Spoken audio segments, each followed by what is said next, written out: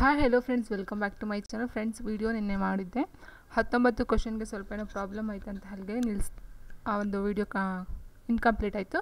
So ಅದರ ಒಂದು ಮುಂದುವರೆದ ಭಾಗವನ್ನು ಈ ಒಂದು ವಿಡಿಯೋದಲ್ಲಿ ನಾನು ಕಂಟಿನ್ಯೂ ಮಾಡ್ತಾ ಹೋಗ್ತಾ ಇದ್ದೀನಿ. ಸೊ ನೋಡಿ, ಇಲ್ಲಿ 19ನೇ ಕ್ವಶನ್ ಆಗಿತ್ತು. ನೆಕ್ಸ್ಟ್ 20ನೇ ಕ್ವಶನಿಂದ ಕಂಟಿನ್ಯೂ ಮಾಡಬೇಕಾಗಿತ್ತು. ಸೊ ನೋಡಿ, ಇಲ್ಲಿ ಕೇಂದ್ರ ಸಾಹಿತ್ಯ ಅಕಾಡೆಮಿ ಹಾಗೂ ಕರ್ನಾಟಕ ಸಾಹಿತ್ಯ ಅಕಾಡೆಮಿ ಪ್ರಶಸ್ತಿ ಪುರಸ್ಕೃತ ಚದುರಂಗರ ಕಾದಂಬರಿ ಯಾವುದು ಅಂತ ಕೇಳಿದರೆ, ಅಂದರೆ ಕೇಂದ್ರ ಸಾಹಿತ್ಯ ಅಕಾಡೆಮಿ ಆ್ಯಂಡ್ ಕರ್ನಾಟಕ ಸಾಹಿತ್ಯ ಅಕಾಡೆಮಿ ಎರಡೂ ಸಹ ಸಿಕ್ಕಂತಕ್ಕಂಥ ಚದುರಂಗರವರ ಒಂದು ಕಾದಂಬರಿ ಯಾವುದು ಅಂತ ಕೇಳಿದರೆ, ಇಲ್ಲಿ ಸರ್ವಮಂಗಳ, ಉಯ್ಯಾಲೆ, ವೈಶಾಖ ಆ್ಯಂಡ್ ಹೆಜ್ಜಾಲ ಅಂತ ಕೊಡ್ತಾ ಹೋಗ್ತಾರೆ. ಸೊ ಆನ್ಸರ್ ಬಂದು ಆಪ್ಷನ್ 3 ವೈಶಾಖ ಏನಿದೆ, ಇದಕ್ಕೆ ಕೇಂದ್ರ ಸಾಹಿತ್ಯ ಅಕಾಡೆಮಿ ಮತ್ತು ಕರ್ನಾಟಕ ಸಾಹಿತ್ಯ ಅಕಾಡೆಮಿ ಎರಡೂ ಪ್ರಶಸ್ತಿಗಳು ಸಲ್ತಾ ಹೋಗುತ್ತೆ. ಇದು ಬಂದು ಚದುರಂಗರವರ ಒಂದು ಕಾದಂಬರಿ. ಆ್ಯಂಡ್ ನೆಕ್ಸ್ಟು ಹೊಂದಿಸಿ ಬರೆಯೋದನ್ನು ಕೊಡ್ತಾ ಹೋಗಿದ್ದಾರೆ.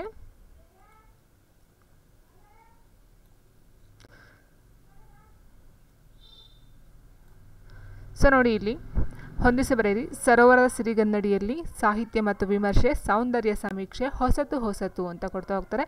ಸೊ ಆಪ್ಷನ್ಸ್ಗಳು ಸಹ ಹೀಗೆ ಇದೆ, ನೋಡಬಹುದು. ಇಲ್ಲಿ ನೋಡಿ, ನಾವು ಆನ್ಸರ್ನ ನೋಡ್ತಾ ಹೋದಾಗ ಆನ್ಸರ್ ಬಂದು ಇದಕ್ಕೆ ನಾನು ನೇರವಾಗಿ ಹೇಳ್ಬಿಡ್ತೀನಿ, ಕನ್ಫ್ಯೂಷನ್ಸ್ ಆಗೋದು ಬೇಡ. ಸೊ ನೋಡಿ, ಸರೋವರದ ಸಿರಿಗನ್ನಡಿಯಲ್ಲಿ ಇದು ಬಂದು ಕುವೆಂಪುರವರದ ಒಂದು ಕೃತಿ. ಆ್ಯಂಡ್ ಸಾಹಿತ್ಯ ವಿಮರ್ಶೆ ಅಂತಕ್ಕಂಥದ್ದು ಬಂದು ಬೇಂದ್ರೆಯವರದು. ಸೌಂದರ್ಯ ಸಮೀಕ್ಷೆ ಅಂತಕ್ಕಂಥದ್ದು ಬಂದು GS ಶಿವರುದ್ರಪ್ಪ. ಆ್ಯಂಡ್ ಹೊಸತು ಬಂದು ಚಿದಾನಂದ ಮೂರ್ತಿಯವ್ರದ್ದು ಆಗಿರ್ತಕ್ಕಂಥ ಒಂದು ಕೃತಿಗಳಾಗಿರುತ್ತೆ. ಸೊ ಹಾಗಾಗಿ ಆಪ್ಷನ್ನು 1 ಏನಿದೆ, ಸೊ ಇದು ರೈಟ್ ಆನ್ಸರ್ ಆಗ್ತಾ ಹೋಗುತ್ತೆ. ಸೊ ನೋಡಿ, ಇಲ್ಲಿ ಚಿದಾನಂದ ಮೂರ್ತಿ ಏನಿದೆ ಹೊಸತು ಅಂತಕ್ಕಂಥದ್ದು, ಸೊ ಅದಕ್ಕೂ ಸಹ ಕೇಂದ್ರ ಸಾಹಿತ್ಯ ಅಕಾಡೆಮಿ ಪ್ರಶಸ್ತಿ ಸಿಕ್ಕಿರ್ತಕ್ಕಂಥ ಒಂದು ಕೃತಿ. ಇದು ಹೊಸತು ಏನಿದೆ, ಇದು ಕೇಂದ್ರ ಸಾಹಿತ್ಯ ಅಕಾಡೆಮಿ ಸಿಕ್ಕಿರ್ತಕ್ಕಂಥ ಒಂದು ಕೃತಿ ಚಿದಾನಂದ ಮೂರ್ತಿಯವ್ರದ್ದು. ಸೊ ಇಷ್ಟು ಇನ್ಫಾರ್ಮೇಷನ್ ಇದ್ರ ಬಗ್ಗೆ ಆಯಿತು. ಆ್ಯಂಡ್ ನೆಕ್ಸ್ಟ್ ಕ್ವಶನ್ ನೋಡ್ತಾ ಹೋದಾಗ ನೋಡಿದ್ದು, ನೊಂದಾನು ಎಂಬ ಪದವು ಯಾವ ಪದವಾಗಿದೆ ಅಂತ ಕೇಳ್ತಾ ಹೋಗ್ತಾರೆ. ಧಾತು, ಪಕ್ಷಾರ್ಥ, ಭೂತನ್ಯೂನ ಆ್ಯಂಡ್ ಸಂಭಾವನಾರ್ಥ ಅಂತ ಕೊಡ್ತಾ ಹೋಗಿದ್ದಾರೆ. ಸೊ ನೋಡಿ, ನೊಂದಾನು ಅಂತಕ್ಕಂಥದ್ದು ಧಾತುಗೆ ಬರೋದಿಲ್ಲ, ಬಿಕಾಸ್ ಕ್ರಿಯಾಪದದ ಮೂಲ ರೂಪವನ್ನು ನಾವು ಧಾತು ಅಂತ ಕರಿತೀವಿ. ಸೊ ಧಾತು ಅಂದರೆ ನೊಂದಾನುಕ್ಕೆ ನೋಯಿ ಅಂತಕ್ಕಂಥದ್ದು ಅರ್ಥ ಬರಬಹುದು. ಸೊ ಆದರೆ ನೊಂದಾನು ಅಂತಕ್ಕಂಥ ಧಾತುಗೆ ಬರೋದಿಲ್ಲ. ಆ್ಯಂಡ್ ಪಕ್ಷಾರ್ಥನೂ ಸಹ ಬರೋದಿಲ್ಲ, ಭೂತನ್ಯೂನ ಬರೋದಿಲ್ಲ. ಆನ್ಸರ್ ಬಂದು ಸಂಭಾವನಾರ್ಥ. ಇಟ್ ಮೀನ್ಸ್ ಸಂಭಾವನಾರ್ಥ ಅಂತ ಹೇಳ್ತಾ ಹೋದಾಗ ಕ್ರಿಯೆ ನಡೆಯುವಲ್ಲಿ ಸಂದೇಹ ಅಂತಕ್ಕಂಥದ್ದು ಬರಬೇಕು, ಮತ್ತು ಊಹೆ ಆಗಿರ್ಬೋದು, ಸಂದೇಹ ಆಗಿರ್ಬೋದು, ಅಲ್ಲಿ ತೋರ್ತಕ್ಕಂಥದ್ದು ಆ ಒಂದು ಪದಗಳಲ್ಲಿ. ಫಾರ್ ಎಕ್ಸಾಂಪಲ್ ನಾವು ಹೇಳ್ತಾ ಹೋದಾಗ ಬಂದಾನು, ಹೋದಾಳು, ನೊಂದಾನು, ಹೋದೆವು, ಮಾಡಿಯಾನು, ತಂದಾನು. ಸೊ ಅಲ್ಲಿ ಊಹೆ, ಸಂದೇಶ ಸ್ಪೆಸಿಫಿಕ್ ಆಗಿ ಖಂಡಿತವಾಗಿ ಅಂತ ಖಾತ್ರಿಪಡಿಸಿ ಹೇಳ್ತಕ್ಕಂಥದ್ದಲ್ಲ. ಸೊ ಸಂಭಾವನಾ ಮೀನ್ಸ್ ಊಹೆ ಅಥವಾ ಸಂದೇಹ ಅಂತ ಹೇಳ್ತಾ ಹೋಗ್ತೀವಿ. ಸೊ ಹಾಗಾಗಿ ಆನ್ಸರ್ ಬಂದು 4. ಆ್ಯಂಡ್ ನೆಕ್ಸ್ಟ್ ಕ್ವಶನ್ ಕೊಡ್ತಾ ಹೋಗ್ತಾರೆ. ಛಲವಾದಿ ಇದು ಯಾವ ಸಮಾಸ ಅಂತ ಕೇಳಿದರೆ, ನಮ್ಗೆ ಗೊತ್ತಿದೆ ಒಟ್ಟು 8 ಸಮಾಸಗಳು ಬರ್ತಾ ಹೋಗ್ತವೆ. ಅದರಲ್ಲಿ ಛಲವಾದಿ ಯಾವ ಸಮಾಸ? ಕರ್ಮಧಾರಯ ಸಮಾಸನ, ಬಹುವ್ರೀ ಸಮಾಸನ ಅಥವಾ ದ್ವಂದ್ವ ಸಮಾಸನ, ಹಂಸಿ ಸಮಾಸನ ಅಂತ ಕೊಡ್ತಾ ಹೋಗ್ತಾರೆ.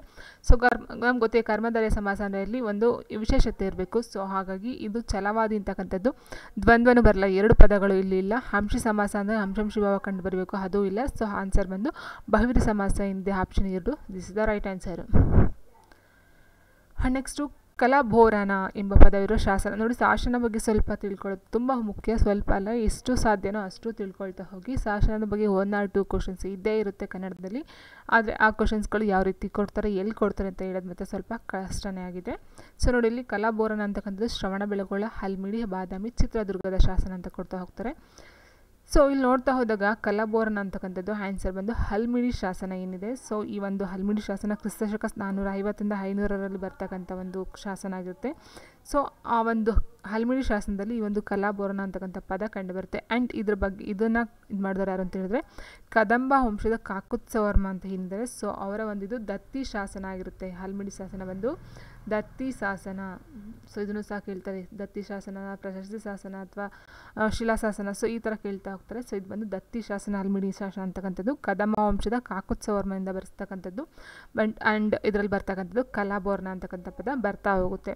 ಸೊ ಆ್ಯಂಡ್ ಇನ್ನೊಂದು ಈಗ ರೀಸೆಂಟಾಗಿ ಬಂದಿರತಕ್ಕಂಥ ಪಾಯಿಂಟ್ ಏನಂತ ಹೇಳಿದರೆ, ಹಲ್ಮಿಡಿ ಶಾಸನ ಒಂದು ಕನ್ನಡದ ಮೊಟ್ಟ ಮೊದಲ ಶಾಸನ ಅಂತ ಈ ಹಿಂದೆ ಇತ್ತು. ಬಟ್ ಇವಾಗ ಏನಾಗಿದೆ ಅಂದರೆ ತಾಳಗುಂದ ಶಾಸನ ಅಂತಕ್ಕಂಥದ್ದು ಇತ್ತೀಚೆಗೆ ರೀಸೆಂಟಾಗಿ ಕಂಡಿಡ್ತಿರ್ತಕ್ಕಂಥದ್ದು ತಾಳಗುಂದ ಶಾಸನ. ಸೊ ಇದು ಈಗ ಕನ್ನಡದ ಮೊಟ್ಟ ಮೊದಲ ಶಾಸನ ಅಂತ ಹೇಳ್ತಾ ಹೋಗ್ತಾರೆ. ಅದು ಬಂದು 370, ಹಲ್ಮಿಡಿ ಬಂದು 450, ತಾಳಗುಂದ ಶಾಸನ ಬಂದು 370ರ ಅವಧಿಯಲ್ಲಿ ಕಂಡು ಬರ್ತಕ್ಕಂಥದ್ದು ಅಂತ ಈಗ ರೀಸೆಂಟಾಗಿ ಕಂಡಿಡ್ದಿದ್ದಾರೆ.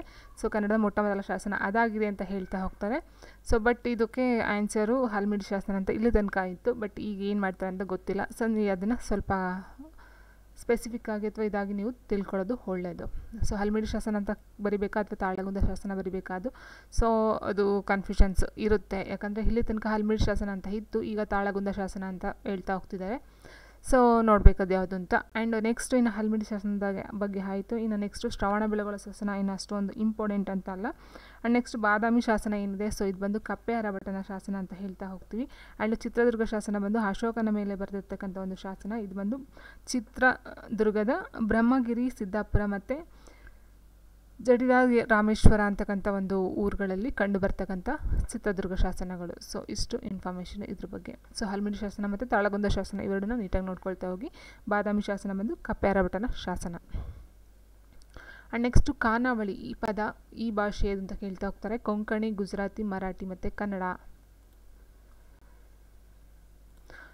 ಖಾನಾವಳಿ ಪದ ಈ ಭಾಷೆಯದು ಕೊಂಕಣಿ, ಗುಜರಾತಿ, ಮರಾಠಿ, ಕನ್ನಡ. ಸೊ ನಮ್ಗೆ ಗೊತ್ತಿದೆ ಖಾನಾವಳಿ ಅಂತಕ್ಕಂಥದ್ದು ಕನ್ನಡ ಅಂತೂ ಖಂಡಿತ ಅಲ್ಲ. ಯಾಕಂದರೆ ಖಾನಾವಳಿ ಕನ್ನಡ ಅಚ್ಚ ಕನ್ನಡ ದೇಶಿ ಪದನೇ ಅಲ್ವೇ ಅಲ್ಲ. ಸೊ ಉಳಿದಿರ್ತಕ್ಕಂಥ ಆನ್ಸರ್ಗಳನ್ನು ನೋಡ್ತಾ ಹೋದಾಗ ಆನ್ಸರ್ ಬಂದು option 3 Marathi is the right answer ಆಗ್ತಾ ಹೋಗುತ್ತೆ. ಆ್ಯಂಡ್ ನೆಕ್ಸ್ಟ್ ಕನ್ನಡದಲ್ಲಿ ಬಳಕೆಯಾಗಿರುವ ದೋಸೆ ಪದ ಯಾವುದು ಅಂತ ಕೇಳ್ತಾ ಹೋಗ್ತಾರೆ. ಲ್ಯಾಟಿನ್ ಶಬ್ದ, ಗ್ರೀಕ್ ಶಬ್ದ, ಪೋರ್ಚುಗೀಸ್ ಶಬ್ದ ಆ್ಯಂಡ್ ಫ್ರೆಂಚ್ ಶಬ್ದ. ಸೊ ನೋಡಿ ಇಲ್ಲಿ ಶಬ್ದಗಳು ದೇಶಿ, ಅನ್ಯದೇಶಿ ಶಬ್ದಗಳು ಮತ್ತು ಶಾಸನಗಳು. ಸೊ ಒಂದೊಂದು ಮಾರ್ಕ್ಸು ಖಂಡಿತ ಇದ್ದೇ ಇದೆ. ಸೊ ಅದನ್ನು ನೀವು ನೀಟಾಗಿ ನೋಡ್ಕೊಳ್ತಾ ಹೋಗಿ. ಇಲ್ಲಿ ದೋಸೆ ಬಂದು ಪೋರ್ಚುಗೀಸ್ ಪದ, ಆಪ್ಷನ್ 3 ಇದೆ ಪೋರ್ಚುಗೀಸು.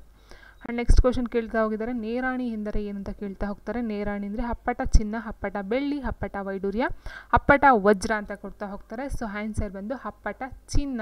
ನೇರಾಣಿ ಮೀನ್ಸ್ ಹಪ್ಪಟ ಚಿನ್ನ ಅಂತಕ್ಕಂಥ ಅರ್ಥವನ್ನು ಕೊಡ್ತಾ ಹೋಗುತ್ತೆ. ಆ್ಯಂಡ್ ನೆಕ್ಸ್ಟು ಬೆಸಸ್ಸು ಈ ಅರ್ಥ ನೀಡುತ್ತದೆ ಅಂತ ಕೊಡ್ತಾ ಹೋಗ್ತಾರೆ. ವಿನಂತಿ ಮಾಡು, ಆಣೆ ಮಾಡು, ಅಪ್ಪಣೆ ಮಾಡು, ಆದೇಶ ಮಾಡು. ಸೊ ಆನ್ಸರ್ ಬಂದು ಆಪ್ಷನ್ 3 ಅಪ್ಪಣೆ ಮಾಡು. ಬೆಸಸ್ಸು ಮೀನ್ಸ್ ಅಪ್ಪಣೆ ಮಾಡು. ಆ್ಯಂಡ್ ನೆಕ್ಸ್ಟು ಅನಿತು, ಇನಿತು, ಏನಿತು ಎಂಬುವುಗಳು ಹಳಗನ್ನಡ ರೂಪಗಳು, ಪೂರ್ವದ ಹಳಗನ್ನಡ ರೂಪಗಳು, ನಡುಗನ್ನಡದ ರೂಪಗಳು, ಮೇಲಿನ ಯಾವುದು ಅಲ್ಲ ಅಂತ ಕೊಡ್ತಾ ಹೋಗ್ತಾರೆ. ಸೊ ಇದು ಒಂದು ಏನಿದೆ ಅನಿತು, ಇನಿತು, ಏನಿತು ಅಂತಕ್ಕಂಥದ್ದು ಒಂದು ಪದಗಳು ಎಲ್ಲಿ ಕಂಡು ಬರುತ್ತೆ ಅಂತ ಹೇಳಿದ್ರೆ ಹಳಗನ್ನಡದಲ್ಲಿ ಕಂಡು ಬರ್ತಕ್ಕಂಥ ಒಂದು ಪದಗಳಾಗ್ತಾ ಹೋಗ್ತವೆ, ಆಪ್ಷನ್ 1. ನೆಕ್ಸ್ಟು ಮನೆ ಕಟ್ಟಿ ನೋಡು, ಮದುವೆ ಮಾಡಿ ನೋಡು ಈ ಗಾದೆಯು ಈ ಅಲಂಕಾರಕ್ಕೆ ಉದಾಹರಣೆಯಾಗಿದೆ ಅಂತ ಹೇಳ್ತಾ ಹೋಗ್ತಾರೆ. ಸೊ ನೋಡಿ ಇಲ್ಲಿ ಮನೆ ಕಟ್ಟಿ ನೋಡು, ಮದುವೆ ಮಾಡಿ ನೋಡು ಅಂತಕ್ಕಂಥ ಒಂದು ಎಕ್ಸಾಂಪಲ್ ಅಥವಾ ಉದಾಹರಣೆಯಾಗಿ ನಮಗೆ ಹೇಳ್ತಾ ಹೋಗ್ತಾರೆ. ಸೊ ಮನೆ ಕಟ್ಟಿ ನೋಡು, ಮದುವೆ ಮಾಡಿ ನೋಡು ಅಂತ ಅದು ಒಂದು ಎಕ್ಸಾಂಪಲ್. ಸೊ ಹಾಗಾಗಿ ನಮ್ಗೆ ಆನ್ಸರ್ ಏನು ಅಂತ ಹೇಳಿದ್ರೆ ದೃಷ್ಟಾಂತ ಅಲಂಕಾರ. ದೃಷ್ಟಾಂತ ಮೀನ್ಸ್ ಉದಾಹರಣೆನ ಕೊಟ್ಟು ಹೇಳ್ತಕ್ಕಂಥದ್ದು ದೃಷ್ಟಾಂತ ಅಲಂಕಾರ. So this is the right answer ಆಗ್ತಾ ಹೋಗುತ್ತೆ.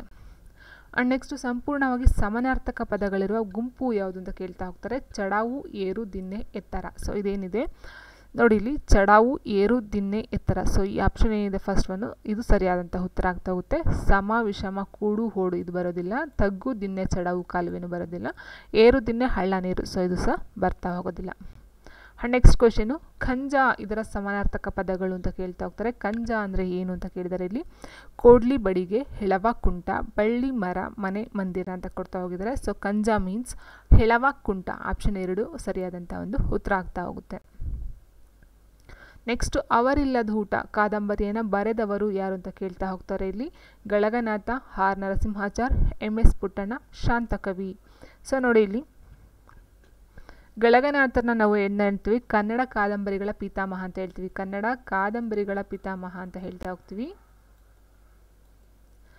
ಆ್ಯಂಡ್ ನೆಕ್ಸ್ಟು MS ಪುಟ್ಟಣ್ಣ ಅಂತ ಏನಿದ್ದಾರೆ. ಸೊ ಇವರು ಬಂದು ಈ ಒಂದು ಅವರಿಲ್ಲದ ಊಟ ಏನಿದೆ ಅದರ ಒಂದು ಕಾದಂಬರಿನ ಬರೀತಕ್ಕಂಥವ್ರು MS ಪುಟ್ಟಣ್ಣರವರು. ಆ್ಯಂಡ್ ನೆಕ್ಸ್ಟು ಶಾಂತಕವಿ ಅಂತ ಏನು ಹೇಳ್ತೀವಿ ಇವರು ಬಂದು ಆಧುನಿಕ ಕರ್ನಾಟಕ ನಾಟಕದ ಪಿತಾಮಹ. ಆಧುನಿಕ ಕರ್ನಾಟಕದ ನಾಟಕದ ಪಿತಾಮಹ ಅಂತ ಹೇಳ್ತಾ ಹೋಗ್ತೀವಿ. ಸೊ ಇವರ ಒಂದು ಕೃತಿಗಳು ಅಂತ ಹೇಳಿದಾಗ ಶಾಂತಕವಿ ನಿಮಗೆ ಫೇಮಸ್ ಆಗಿದ್ದ ಕೃತಿಗಳನ್ನೇ ಆನಂದ ಲಹರಿ ಆಗಿರ್ಬೋದು, ಋತು ಸಂಹಾರ ಆಗಿರ್ಬೋದು, ಪುಷ್ಪಬಾಣ ವಿಲಾಸ ಆಗಿರ್ಬೋದು. ಸೊ ಇವು ಬಂದು ಶಾಂತಕವಿಯವರ ಒಂದು ಕೃತಿಗಳಾಗಿರುತ್ತೆ. ಆ್ಯಂಡ್ ಇವರನ್ನು ಆಧುನಿಕ ಕರ್ನಾಟಕ ನಾಟಕದ ಪಿತಾಮಹ ಅಂತ ಹೇಳ್ತಾ ಹೋಗ್ತಾರೆ. ಸೊ ಗಳಗನಾಥರು ಬಂದು ಕನ್ನಡ ಕಾದಂಬರಿಗಳ ಪಿತಾಮಹ ಅಂತ ಹೇಳ್ತಾ ಇದ್ದಾರೆ. ಆ್ಯಂಡ್ ಅವರಿಲ್ಲದ ಊಟ ಕಾದಂಬರಿ ಬರೆದವರು MS ಪುಟ್ಟಣ್ಣರವರು. ಆ್ಯಂಡ್ ನೆಕ್ಸ್ಟ್ ಕ್ವೆಶನು ಮಾನವನ ಎಲ್ಲ ಅವಶ್ಯಕತೆಗಳನ್ನು ಪೂರೈಸುವ ಶಕ್ತಿ ಈ ಭೂಮಿಗೆ ಇದೆ, ಆದರೆ ಅವನ ದುರಾಸೆಗಳನ್ನು ಅಲ್ಲ ಎಂದು ಹೇಳಿದ ಪಾಶ್ಚಾತ್ಯ ವಿಜ್ಞಾನಿ ಅಥವಾ ತತ್ವಜ್ಞಾನಿ ಯಾರು ಅಂತ ಕೇಳ್ತಾ ಹೋಗ್ತಾರೆ. ಸೊ ಆನ್ಸರ್ನ ಡೈರೆಕ್ಟಾಗಿ ಹೇಳ್ತೀನಿ. ಇದು ಕನ್ನಡಕ್ಕೆ ಸಂಬಂಧಪಟ್ಟಂಥದ್ದು ಖಂಡಿತ ಅಲ್ಲ. ಯಾಕಂದರೆ ಐಸಾಕ್ ನ್ಯೂಟನ್ನು, ಫ್ರಾನ್ಸಿಸ್ ಬೇಕನ್, ಕೋಪರ್ನಿಕಸನ್ನು, ಯೂಕ್ಲಿಡ್ ಇವರೆಲ್ಲ ಬಂದು ಕನ್ನಡದ ಸಾಹಿತ್ಯ ಅಲ್ಲ.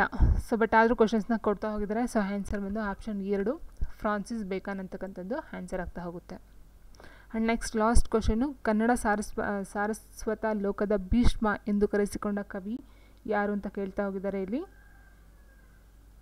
ಸೊ ಇದಕ್ಕೆ ಆನ್ಸರ್ ನೋಡ್ತಾ ಹೋದಾಗ ಆನ್ಸರ್ ಬಂದು ಆಪ್ಷನ್ 4 ಏನಿದೆ DV ಗುಂಡಪ್ಪ ಅಂತಕ್ಕಂಥದ್ದು ಆನ್ಸರ್ ಆಗ್ತಾ ಹೋಗುತ್ತೆ. ಸೊ ಆಪ್ಷನ್ 4 DV ಗುಂಡಪ್ಪ ಇವರನ್ನು ಕನ್ನಡ ಸಾರಸ್ವತ ಲೋಕದ ಭೀಷ್ಮ ಅಂತ ಕರಿತಾ ಹೋಗ್ತಾರೆ. ಇನ್ನು ಮಾಸ್ತಿ ವೆಂಕಟೇಶ್ ಅಯ್ಯಂಗಾರ್ ಬಂದು ವರಕವಿ ಬೇಂದ್ರೆ ಅಂತ ಹೇಳ್ತಾ ಹೋಗ್ತೀವಿ. ಆ್ಯಂಡ್ ಮಾಸ್ತಿ ಬಂದು ಕನ್ನಡದ ಆಸ್ತಿ ಅಂತ ಹೇಳ್ತಾ ಹೋಗ್ತೀವಿ. ಕುವೆಂಪು ಬಂದು ಕನ್ನಡದ 3ನೇ ರಾಷ್ಟ್ರಕವಿ ಅಂತ ಹೇಳ್ತಾ ಹೋಗ್ತೀವಿ. ಸೊ ತೀನಂ ಶ್ರೀ ಬಂದು ಕನ್ನಡದ ಕಣ್ವ ಅಂತ ಹೇಳ್ತಾ ಹೋಗ್ತೀವಿ. ಸೊ ಹೀಗೆ ಇವರ ಒಂದು ಇದು DV ಗುಂಡಪ್ಪನವರನ್ನು ಕನ್ನಡ ಸಾರಸ್ವತ ಲೋಕದ ಭೀಷ್ಮ ಅಂತ ಕರಿತಾ ಹೋಗ್ತಾರೆ. ಓಕೆ ಫ್ರೆಂಡ್ಸ್, ಇಷ್ಟು ಇವತ್ತಿನ ವಿಡಿಯೋ ಇಷ್ಟ ಲೈಕ್ ಮಾಡಿ, ಶೇರ್ ಮಾಡಿ, ಕಮೆಂಟ್ ಮಾಡಿ ಅಂತ ಹೇಳಿದ್ರೆ thank you for watching. So videos live classes ಇರಲ್ಲ ಅಂದ್ಕೊಳ್ತೀನಿ, ಬಿಕಾಸ್ ಯಾಕಂದರೆ ಕೆಲವೊಂದು